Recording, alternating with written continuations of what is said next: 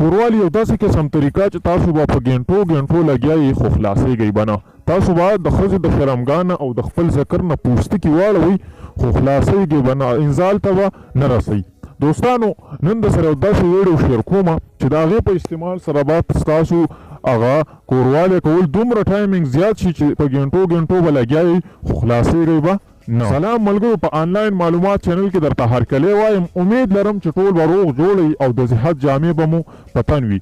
دوستانو نن زموږ ویډیو د دې په باره کې دا چې د کومو کسانو ټایمینګ ډېر زیات کم وي، یعنی هغوی څه وکړي، هغوی چې کله هم د کوروالي ټایم کې کوروالی کوي نو د هغې ټایمینګ وي 2-3 منټه یا 15 منټه. خو نن چې درته زه په دې ویډیو کې کومه طریقه ښیم نو د هغې طریقې کولو سره به ستاسو ټایمینګ په ګنټو باندې سیوا شي. بیا به تاسو وایي چې دا څنګه چل دی، ټوله شپه به کوروالی کوئ خو خلاصېږئ به نه. نو راځو د ویډیو په طرف باندې چې موږ به څه طریقه کوو. خو د ویډیو شروع کېدو نه مخکې زه د هغه ملګرو نه هیله لرم کوم ملګري چې زموږ په دې چینل کې آنلاین معلومات چینل کې هغوی نوي دي او هغوی تر اوسه پورې زموږ دا چینل سبسکرایب کړی نه وي نو هغوی ته زما یو ریکویسټ دی چې دا چینل دې سبسکرایب کړي او سره د غنټۍ نشان دې هم ووهي تر څو زموږ دغه شان معلوماتي نسخې او دغه شان ښایسته ویډیوګانې، دغه شان معلوماتي انټرسټینګ ویډیوز د هغوی ته د ټولو نه مخکې ورسي. نو زه د ویډیو په طرف چې مونږ به څه کوو او څنګه طریقې سره به مونږ کار کوو. دوستانو په دې طریقه کې تاسو ته د هیڅ قسم نسخې ضرورت نشته. په دې کې به تاسو ته د صرف د یو څیز ضرورت وي چې هغه به ستاسو دماغ وي، ستاسو ذهن وي. تاسو به د خپل ذهن نه کار اخلئ او هغه به استعمالوئ چې په څنګه طریقه مونږ له کوروالی کول پکار دي. یعنې تاسو به د خپل عقل نه کار اخلئ. لکه څنګه تاسو چې کله هم خپلې ښځې سره کوروالی کوئ نو ستاسو په ذهن کې وی چې زه به نن د خپلې ښځې سره کوروالی کوم چې د دې په نتیجه کې ستاسو خواهش د مخکې نه راپاسي نو د خپلې ښځې سره د کوروالی په ټایم کې ډېر زر انزال ته ورسي. یعنې تاسو د خپلې ښځې سره د کوروالی کولو کې ډېر زر خلاصېږئ او د کوروالی نه هډو مازی نه اخلئ. د دې د ټولو نه غټه وجه خو دا ده چې تاسو کله هم د خپلې ښځې سره کوروالی کوئ، یعنې تاسو کله هم په کومه شپه باندې د خپلې ښځې سره کوروالی کوئ نو ستاسو په ذهن کې دا یو خواهش راځي چې یاره زه به د خپلې ښځې سره نن داسې قسم شرمګاه کې ذکر وهم یا داسې قسم به زه د هغې سره کوروالی کوم.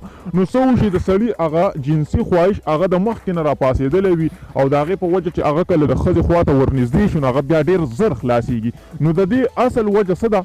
د دې اصل وجه دا ده چې کوم خلک هم غلط فلمونه ګوري، فحاش فلمونه ګوري یا داسې نور قسم غلطې ویډیوګانې ګوري نو په هغې په وجه باندې د سړي هغه خپلې ښځې ته خواهش راوچت شي او چې کله خواهش راوچت شي نو د مخکې نه د هغه ذکر چې دی نو هغه نیغ ولاړ وي چې هغه کله هم خپلې ښځې خوا ته نږدې شي نو بیا څه وشي د هغه ذکر د کار کولو نه مخکې خلاص شي. نو تاسو چې کله هم د خپلې ښځې سره کوروالی کوئ نو دا په ذهن کې بالکل مساتئ.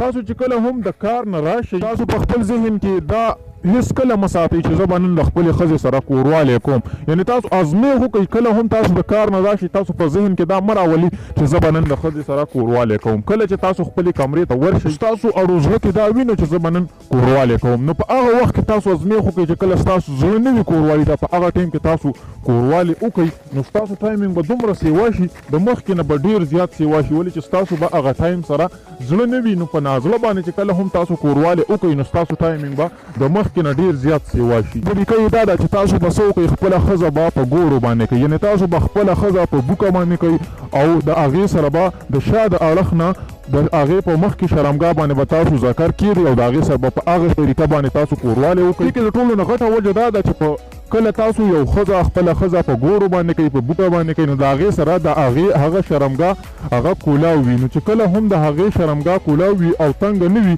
نو دې سره د انسان ټایمینګ زیات شي. څومره شرمګاه تنګه وي نو دومره د انسان ذکر زر انزال ته رسي او چې څومره شرمګاه هغه کولاو وي نو دومره چې دی نو د انسان ذکر زر نه خلاصېږي او هغه د کوروالي نه مکمل توګه باندې هغه خوند اغستی شي. نو دغه یو دوه طریقې وې چې ما تاسو ته په دې ویډیو کې وښودې. امید لرم چې دا ویډیو به ستاسو خوښه شوي وي او په دې کې به تاسو ته ډېر څه میلاو شوي وي. نو نن زموږ ویډیو د دې پورې وه. مننه کوم چې ویډیو مو تر اخره پورې وکته. دا ویډیو لایک کړئ او چینل ورسره هم سبسکرایب کړئ تر څو زموږ دغه شان جنسي نسخې او نوي معلوماتي ویډیوګانې هغه تاسو ته د ټولو نه مخکې در ورسي. ډېره مننه. د الله په امان.